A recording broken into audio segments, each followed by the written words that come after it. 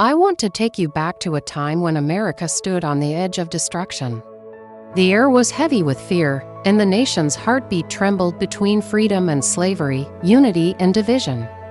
In those days, one man rose not from wealth, not from privilege, but from humble soil, to hold the country together when it was breaking apart.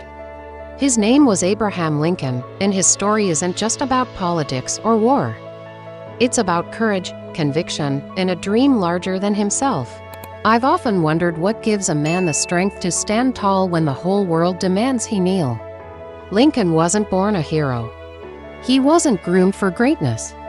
He was just a boy from a log cabin in Kentucky, raised in poverty, taught by hardship, shaped by loss. He lost his mother when he was only 9. He had less than a year of formal schooling. But he carried within him an unquenchable thirst for knowledge, a belief that he could rise above circumstance. Nights, he'd sit by the firelight, reading borrowed books, dreaming of a world better than the one he knew. When I think of Lincoln's beginnings, I see a man molded not by privilege but by pain. He failed again and again, in business, in politics, even in love. People laughed at him, underestimated him, dismissed him. But failure never broke him, it refined him. Each defeat carved deeper humility into his soul. It made him listen more, care more, and understand the suffering of others. And that empathy became the foundation of his greatness. By the time he entered politics, America was a nation divided. The question of slavery, that dark and brutal institution, tore the country's conscience in two. The southern states clung to it, claiming it as their right. The northern states condemned it, calling it a moral blight. And in the middle stood the fragile Union, shaking beneath the weight of its contradictions. When Lincoln ran for president in 1860, few could imagine how his election would ignite the storm that followed. The day he won, the South erupted in fury. One by one, states began to secede. South Carolina went first, then Mississippi, then others followed, until 11 states declared themselves a new nation, the Confederate States of America. The Union was collapsing. Lincoln hadn't even taken the oath of office, and already, his country was tearing itself apart. He walked into the White House not as a celebrated leader, but as a man stepping into a fire. I can only imagine the loneliness he must have felt that night before his inauguration. He was about to lead a nation that didn't want to be led. He faced enemies in the South, critics in the North, and doubts from all sides. Yet, when he placed his hand on the Bible and swore to preserve, protect, and defend the Constitution, he meant every word. His mission was clear: to save the Union, no matter the cost. Then came Fort Sumter. April 1861. The Confederate Army fired the first shots. The Civil War had begun. The nation descended into chaos, brother against brother, friend against friend. Blood stained the soil of America. For Lincoln, every casualty was personal. He read the names of the dead. He visited the wounded. He carried their pain like a burden he could never set down.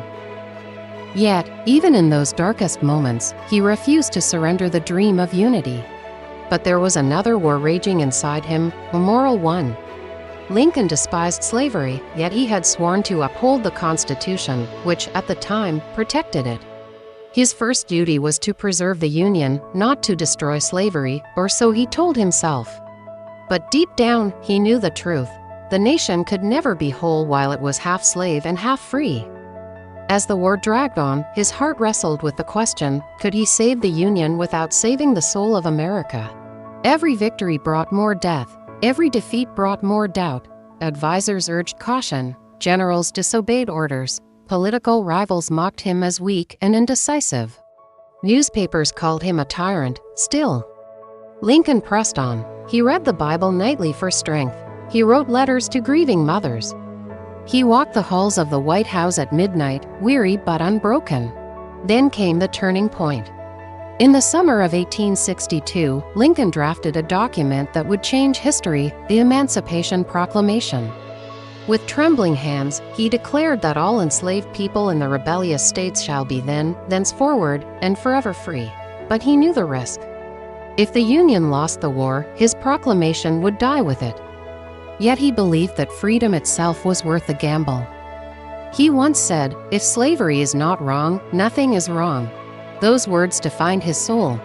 On January 1, 1863, he signed it. The Emancipation Proclamation turned the Civil War from a battle for unity into a crusade for liberty. It gave the North a higher purpose. It gave enslaved men and women hope, and it gave the world a reason to see America not as a broken nation, but as a nation fighting to redeem its own promise. Still, the cost was unimaginable. Gettysburg. Antietam. Shiloh. Thousands died every week. Letters home carried the weight of lost sons and shattered families. And through it all, Lincoln bore the grief of a nation. When he walked among the rows of graves at Gettysburg, he saw more than soldiers, he saw the price of freedom written in blood. And in that solemn moment, he spoke the words that would echo through time, that this nation, under God, shall have a new birth of freedom, and that government of the people, by the people, for the people, shall not perish from the earth. But victory came slowly. The war dragged on, draining life and will. The pressure on Lincoln grew unbearable. In 1864, as he sought re-election, many believed he would lose. The country was tired of war. His opponents promised peace, even if it meant giving up the fight for freedom. But Lincoln refused to compromise. He told his cabinet, "I cannot surrender this cause. If I fall, let me fall fighting for what is right." Then, as if by providence, the tide turned. General Ulysses S. Grant pushed the Confederate armies back.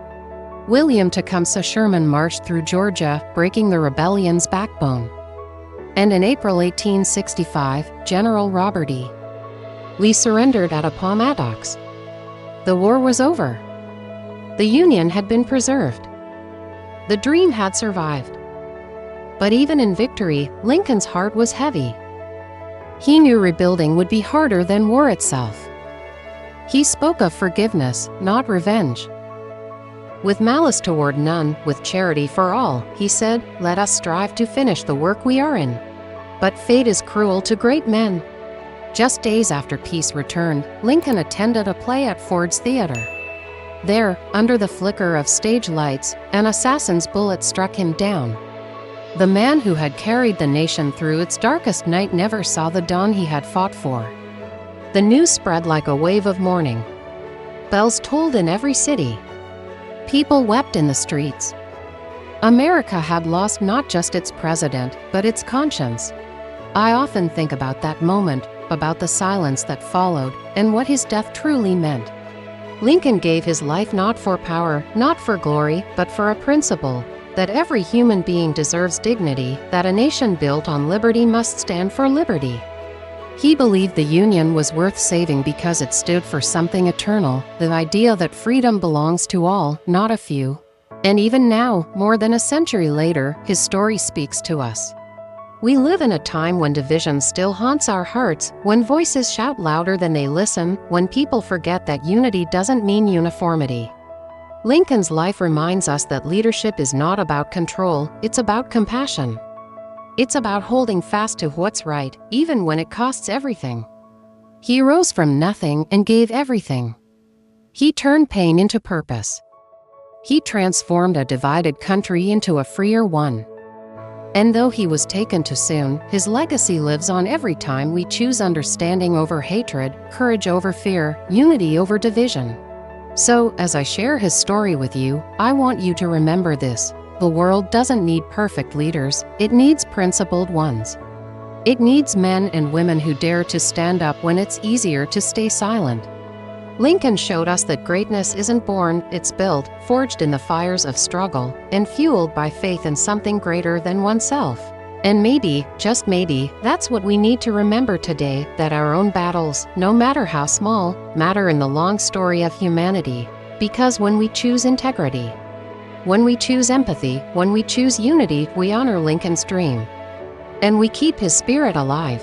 So, if this story moved you, if it made you think, if it reminded you that one person can change the course of history, then don't let it end here. Like this video to keep the story of courage alive. Comment your thoughts below. What does Lincoln's legacy mean to you? Share this story with someone who needs a reminder that hope is stronger than hate. And subscribe, because history has more heroes worth remembering and more lessons we still need to learn. Because as long as we tell their stories, their light never truly fades.